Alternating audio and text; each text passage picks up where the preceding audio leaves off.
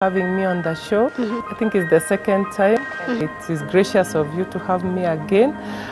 For viewers who have not met me before, my name is Dr. Becky Sanda, and I teach at Kenyatta University in the Department of Early Childhood and Special Needs Education. Thank you for having me again. Okay. So, Daktari, before we even get deeper into the topic, just give us a brief background of disabilities in children. Okay, thank you, Zainabu. That's broad. It's very broad, but I'll try to break it down. Disability is, sometimes I call it like it's a C in that it's big, and I'll try to simplify it. Is that in the population, in any population, there are people who have disabilities. And that means that we will have children who have disabilities, young adults who have disabilities, and of course we have the older and even the aged. So that means it cuts across the board from unborn children, because a mother can be actually carrying a child who is unborn, but they have disabilities. Absolutely. And then we have children born with disabilities. We have children who acquire disabilities. We have disabilities that can be temporary, and they can also be permanent, meaning that if they are permanent, it means that this person has to live with the disabilities. If they are temporary, it means that this person, maybe with correction, maybe a surgery or a certain type of treatment, they can be able. Let me give an example, Zainab. If someone goes into an accident, you have an accident and you get physical injuries. You see, temporary, then you will be on crutches. You can even be on the wheelchair, Zainab, and then you can be able to do that. So they cut across the board. We also have different types of disabilities, and probably this is where you're interested a lot. Yes. And there are many types of disabilities, but I'll try to make them simpler for the viewers. We have physical disabilities, and I think this is the group that many lay people out there know about. Yes, they will always say that that person is physically disabled, but actually it's just one category.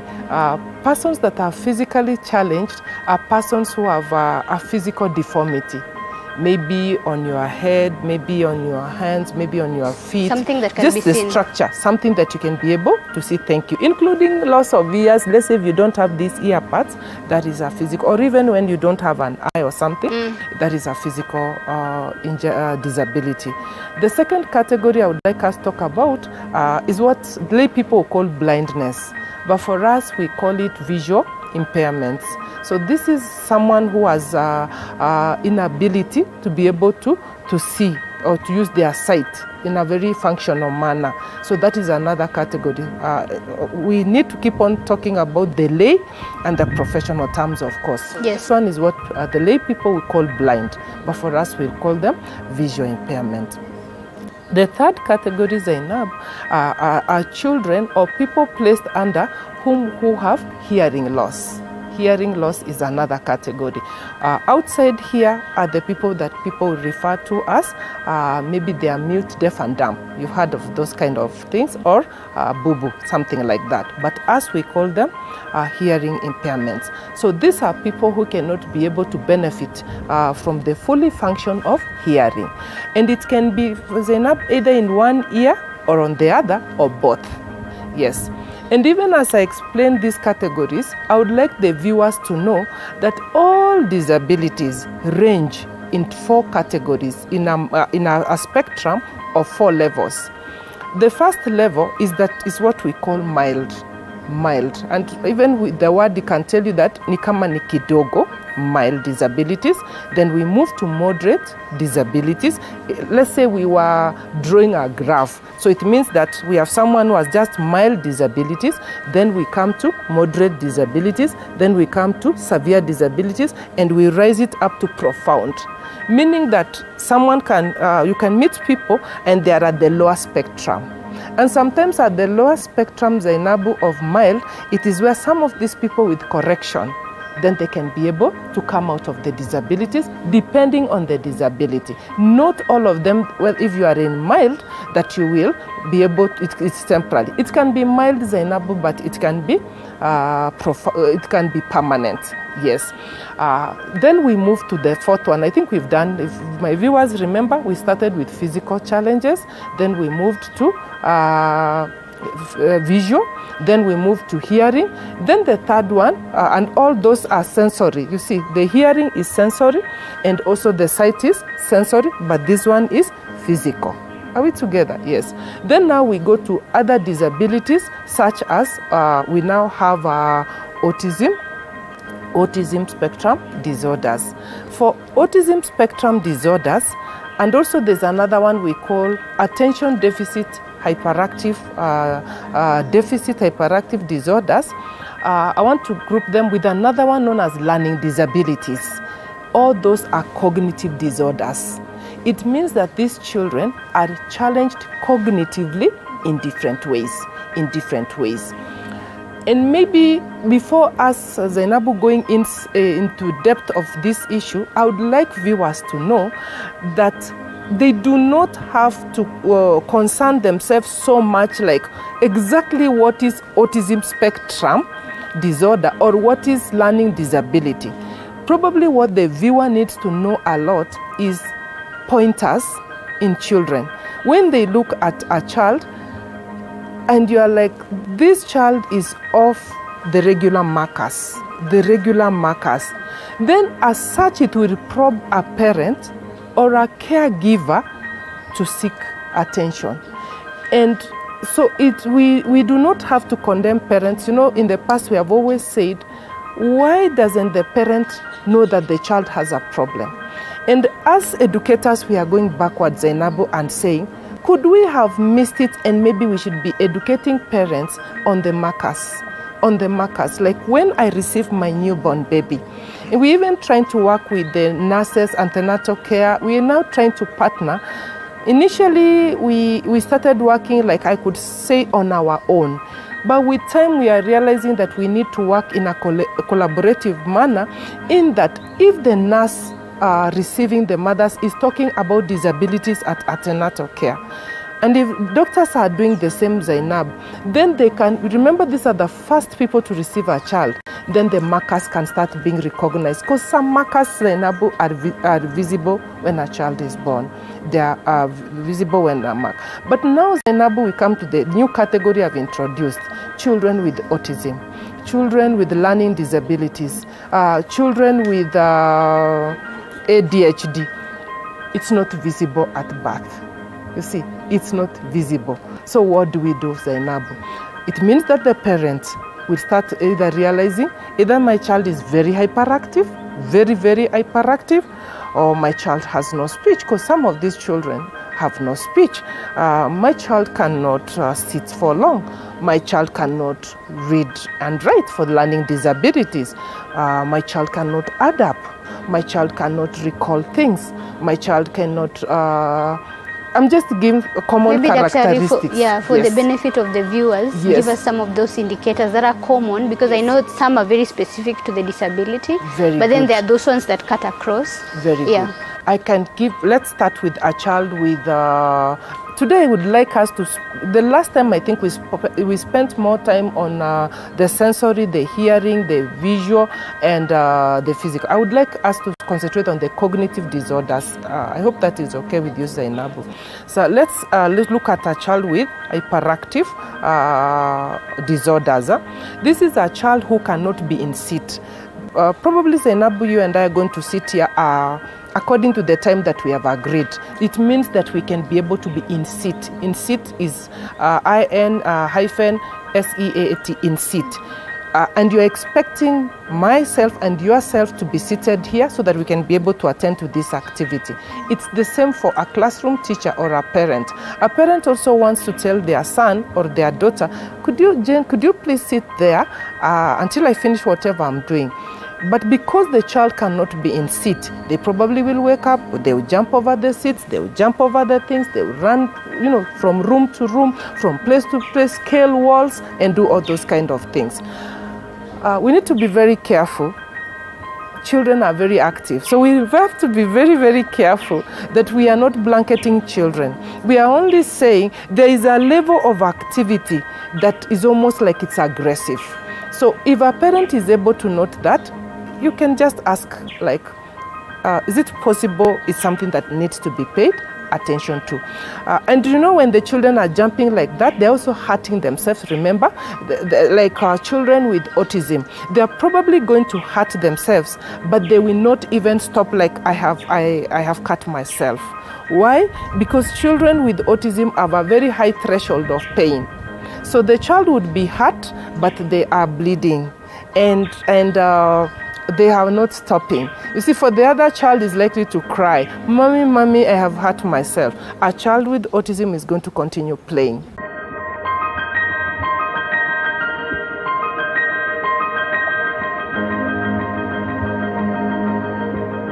You are watching TV 47, the home of untold stories. Hey!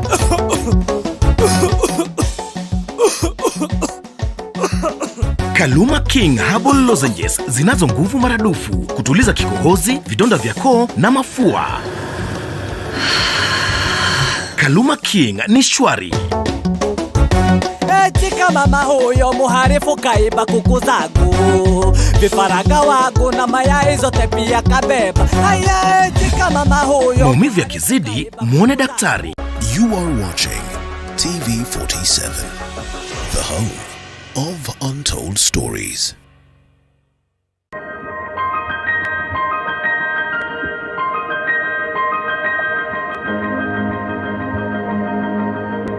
And you see, I've seen parents who are proud that, my son is tough. Yes, yeah. You see, the other point, but that's an indicator. Yes, it is an indicator. The other point is of a child not responsive to parents. It is assumed that as you raise your child, they are going to recognize you're their mommy and this is daddy and this is so and so. But children with autism have they lack interrelational component where they're able to relate, this is my mother, this is my auntie, this is my uncle. So as a result, they lack the component of being able to relate, and as such, Zainabu, you can understand how it's frustrating for a mother when your child cannot be able to relate with you that this is my beloved son, this is my beloved daughter. It's not that they hate you, it's that they lack that kind of component. And you see what we are talking about, Zainabu, today are unique. These are very unique markers. It will need a parent, not a very busy parent, to be able to recognize them, because also if you are very busy and maybe the child also as a caregiver, there may be a problem. And probably that is I hope we'll discuss in the course of our interaction about caregivers, because you see, if mommy and daddy are really working, it means the caregiver also needs to be trained in these markers.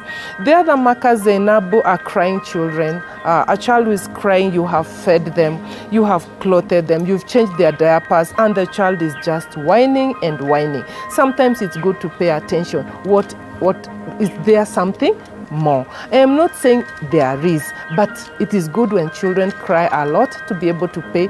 Let's say you feed a child, you change the diapers, they are cozy, they are okay, but the child is just crying. Or you have a child who doesn't take in food well. Are you seeing? Because in special needs education, food is big. Food is big component for us. And when children don't feed well, also frailly children will end up having cognitive disabilities. Children who are very choosy in food. Children who are always saying, I won't eat this, I'm going to eat only sausage, they're going to pick a sausage, they're going to pick a chicken and all that. But they will always say, I will not do vegetables, I will not do this, and mother's badge. So we could go on, but those are pointers when a child is not eating well. It's just know that it's affecting their cognitive. Because food builds the body, it also builds the cognitive. So a lean cognitive is susceptible to disabilities. It is susceptible to disabilities. The others, Zainabu, is when children fall, children have frail bones. You have a child always getting fractures, you know.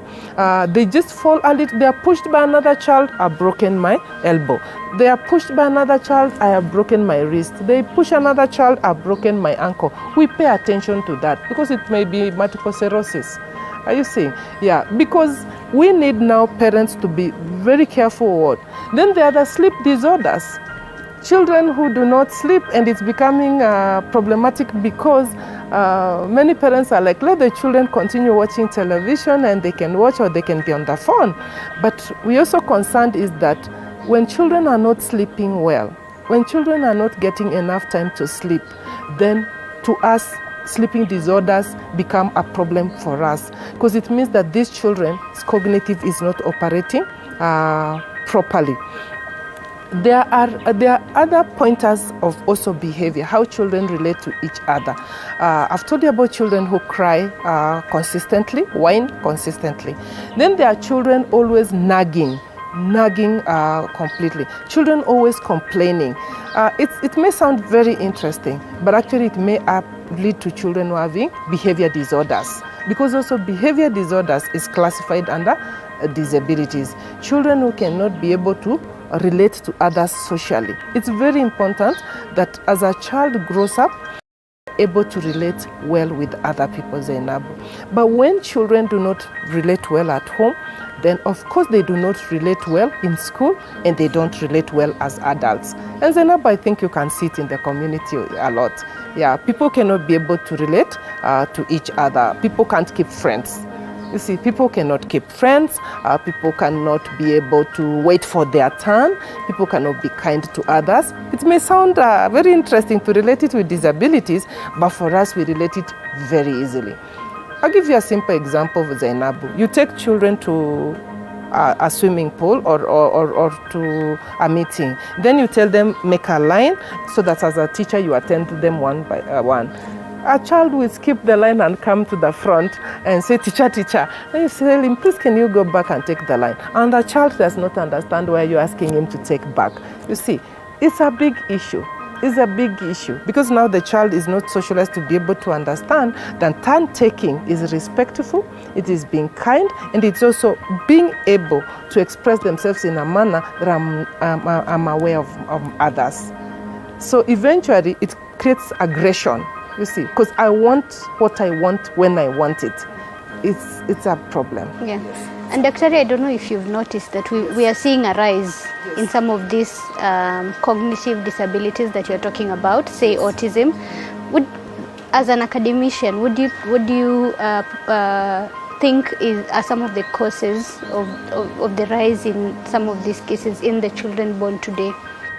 Thank you, Zainabu.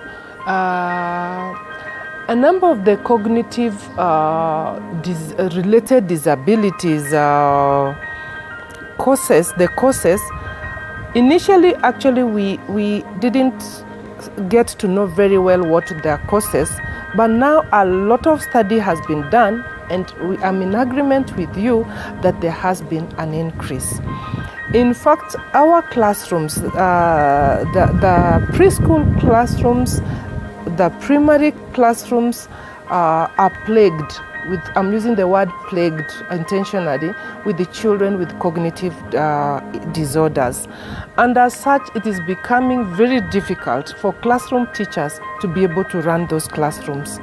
In some of the courses, interestingly, I want to start with discordant families. Interestingly, discordant families.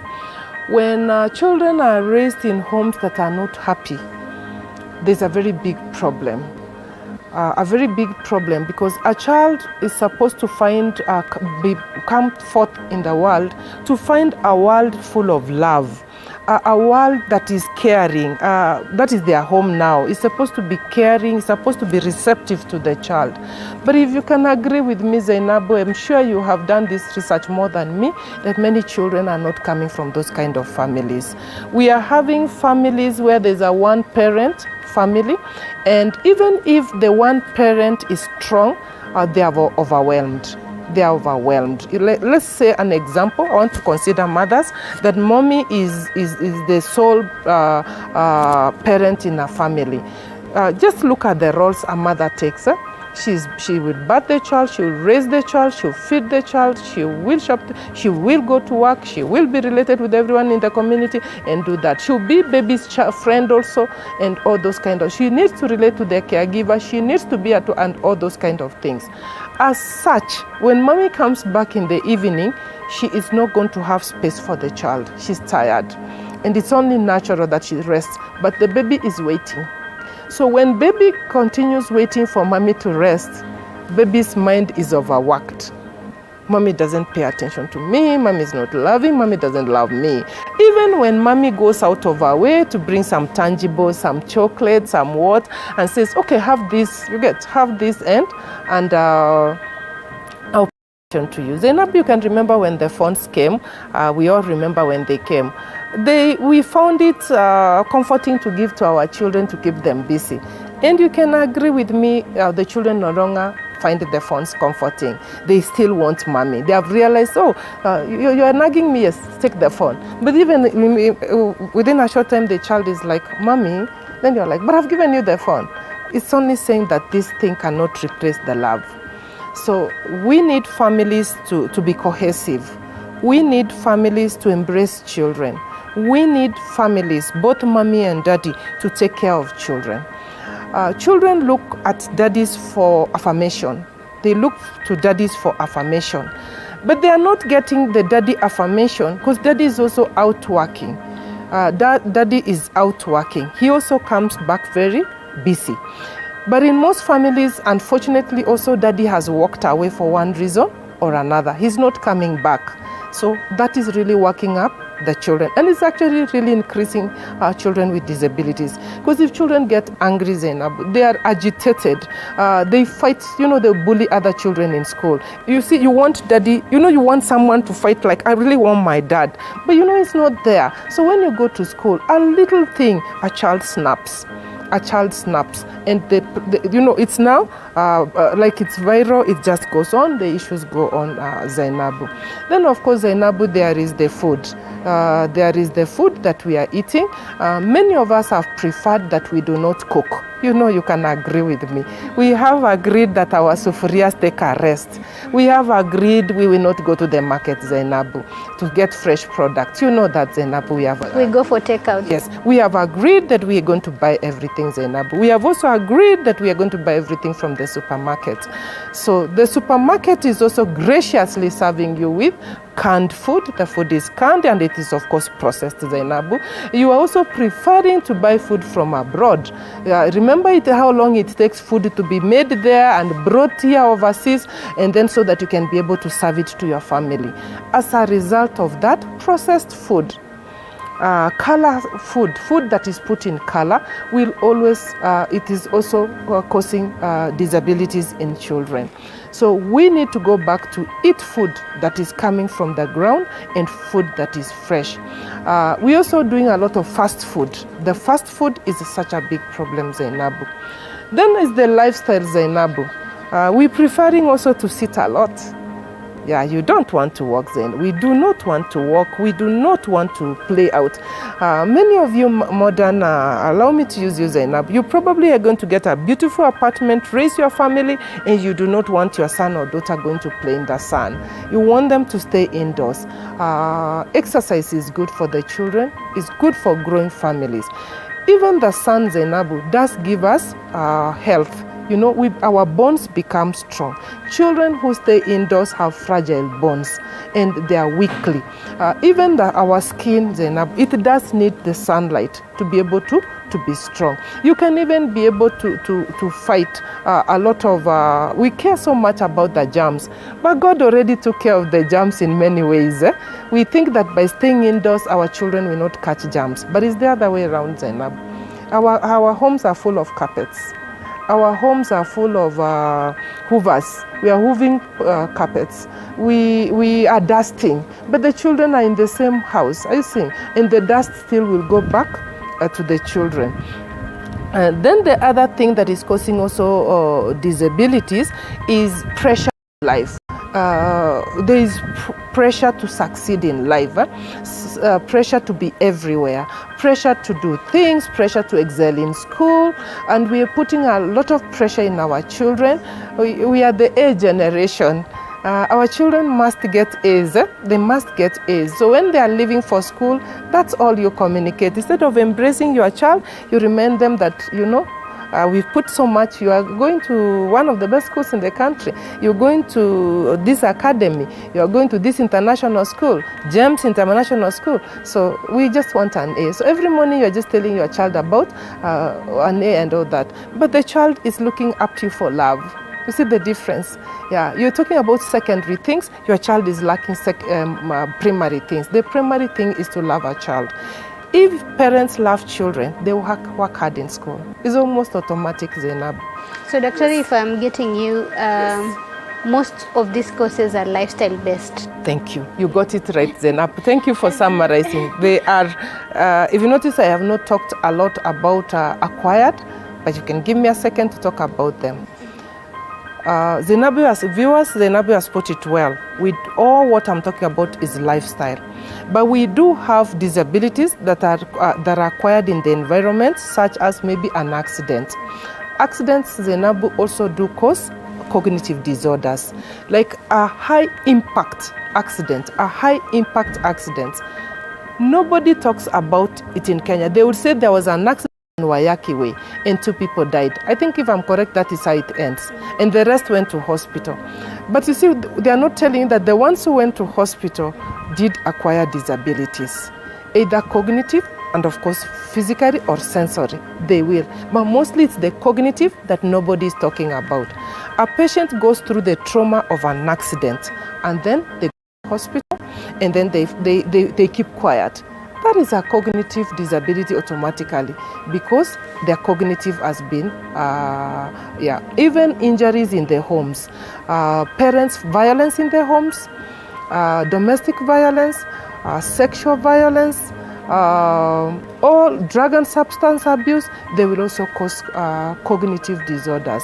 Doctor, as we wind up, because we cannot get away from the topic of caregivers and how best we can assist children with disabilities. Could you just briefly tell us a little bit about how we can best support children with disabilities in the society? Thank you. Thank you, Zainabu. For a long time, we have concentrated on parents. For a very long time, we have concentrated on parents. And as educators, we are actually, I think, in the last 5 years, we've been aggressively addressing caregivers because we now acknowledge mommy has to go to work. And aunties probably are going to work or doing their other things. Because initially, at least when a girl got married, maybe the sister would move in with her and they would have the family relation continue to take care of her child. But Zainabu, that is not the case today. So as a result, it's unfortunate I didn't bring a book that we have just launched addressing caregivers. I look forward to sharing it next time.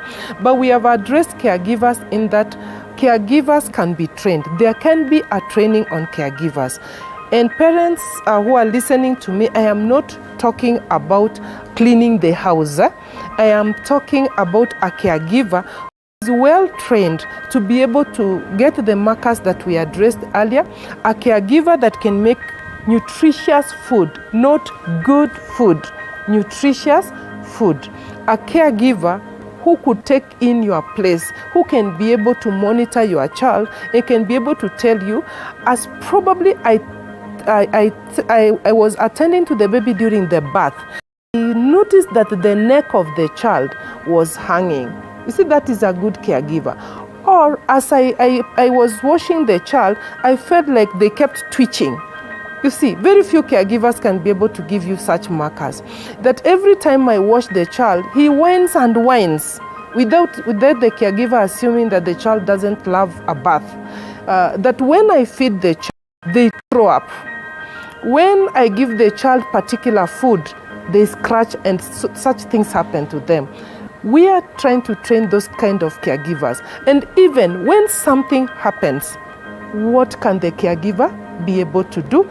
Instead of just calling you and you are miles away, a caregiver who can actually meet you at the hospital, because they are like, this is a marker that we are discussed, needs attention. And lastly, markers, caregivers who can be able to take care, particularly children with special needs. A caregiver trained for that. We are doing that. We are now training them so that you bring a child who has a caregiver, and they particularly do desire to work with the children with disabilities and support the children so that mommies and daddies can be able to go to work. Yes. Thank you so much for